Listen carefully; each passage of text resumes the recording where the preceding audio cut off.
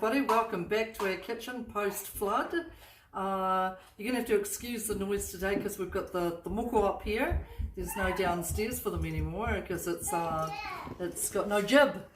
Waiting for the builders to come. And I think we're probably number maybe 120 out of 600 people in Whangarei. So let's see how we're going here. So today we were supposed to be making, what was it? Afghans, but we haven't got half the stuff that I need, so I thought that we'd make something a bit simple. We made it the other day at Kindy with the kids and it was real easy. It is a spiced apple cake. Now this is a sort of a variation on Annabelle Langbine's spiced apple cake, and it's really super easy, so let's give it a go. So the ingredients that you need are butter, eggs, I haven't got sugar up here, sugar, which I'll find, and just cinnamon, but I also chuck in spice, mixed spice, walnuts if you've got them. If you haven't got walnuts, don't worry about it, don't put them in. Sultanas, if you like sultanas and you've got them, throw them in. If you haven't, don't worry about it. And what I'm going to do is I'm going to use half of the sugar that Annabelle uses, and we're going to sweeten it up with a banana instead. So, or half of the sugar, half banana. So give me a few minutes and I'll get everything together and we'll go from there. Okay, so see you soon. Okay, look, I've got everything. I had the bowl and everything already, and even the mixer. I don't even need this. Hello. So I need a pot. So I've chucked in 250 grams of butter, and I'm going to melt that and add 3/4 of a cup of, and I use raw sugar because why, Liz?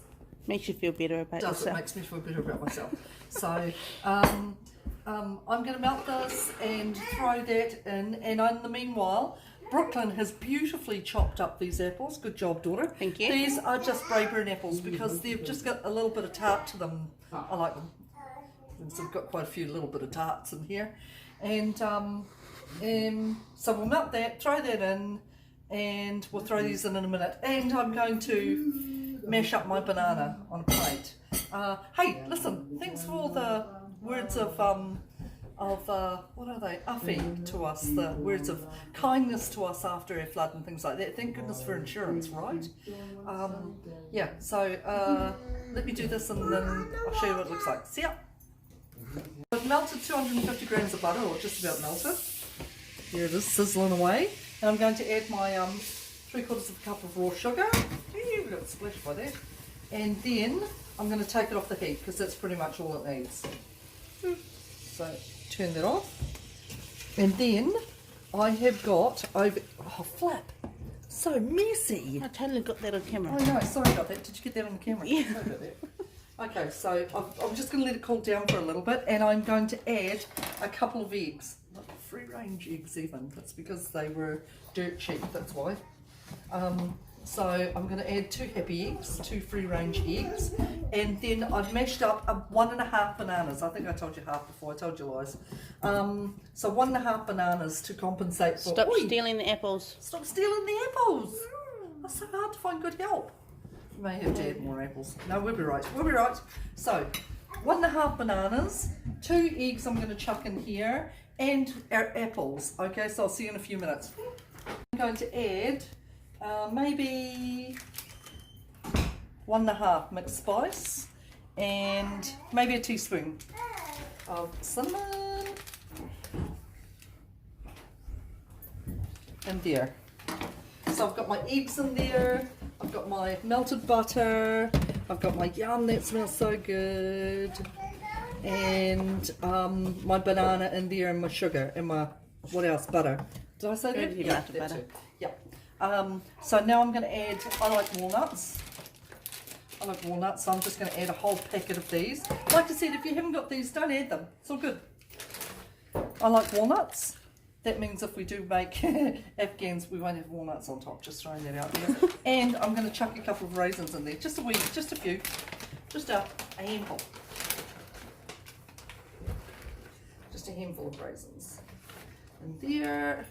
And again, if you haven't got raisins, don't use them. If you've got craisins, use craisins. If you've got prunes, no, not prunes, sorry, dates. If you've got dates, chop them up and add those if you want to. If you don't want to, sweet as. just do a plain apple and banana cake. It's all good.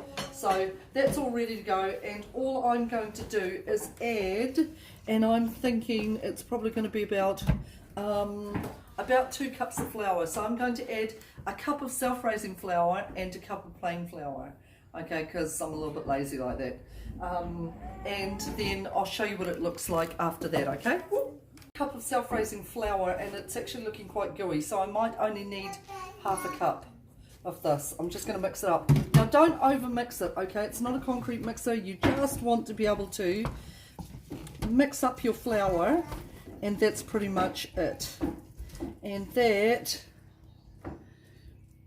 looks like I might just add just a little bit more flour.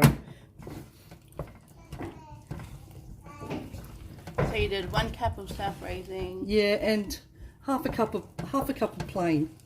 So the plain seems to take away, because if you use all self-raising, it tastes quite soda-y, you know, and I didn't like that soda taste. So the plain flour just seems to take away that soda-y taste. If you haven't got self-raising flour, then add a cup of plain flour with a couple of teaspoons of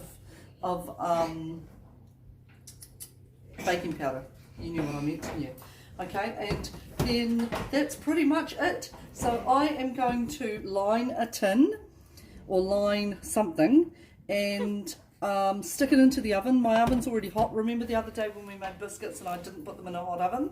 So heating your oven allows it to heat evenly, so that then when you put your cake in, you're going to get the even amount of heat all around it. So I didn't do that with the biscuits the other day, and so in turn half of them were brown and half of them were a little bit pakea. So I'm going to sort this out, put this into a tin, and I'll show you what it looks like soon, eh? Woo. So your batter should be about the consistency of peanut butter, really, if you have a look at that, just so that you know how much flour to add. You know, I told you some flours are a bit more absorbent than others. That's my go-to. So that's pretty much it. So I'm just going to spread it around a little bit. I don't know where my clinking cake tins are. I reckon my kids have taken them. So they're probably round the corner at Chanel's or somewhere, like half my roasting dishes and things. Anyway, so I'm going to shove this in the oven. It's pretty much done, and it should be ready. I'll check it in 20 minutes. I'll check it in 20 minutes. So, yeah, it tastes good. Okay. This took about, it's already finished. I've already sprinkled some icing sugar over it, just a little bit. Okay, not a lot, because remember that this is feeding grapes to my grandson, who's covered in custard. Ew. And who ate that? Me. Who ate that? Was it good? It's very good. So it's a really easy recipe, and this is a really good slice if you want to have it in lunch, or if you want to have it hot with custard and ice cream for dessert. It's really great. And it didn't take long to mix, did it? And it wasn't hard because we didn't peel any apples or anything like that. So again, thank you to all the people that are following us. It's so cool to hear your feedback. And hang on, chicken, you want some too? No, yes. To hear how you guys are going, and to also have your support. We really appreciate that. So this is what we've got for this week's Mama's Kitchen. As soon as we can get Brooke-Lyn back here from the Airbnb or motel or wherever we've got to stay for that week, and her whānau, then we can have Then we can have short people here demanding kai, and here chicken ta. And then we can get the video done for Mama's Kitchen. So hope you guys are well. Thank you for your support. Have a great day. Ka kite anō. No.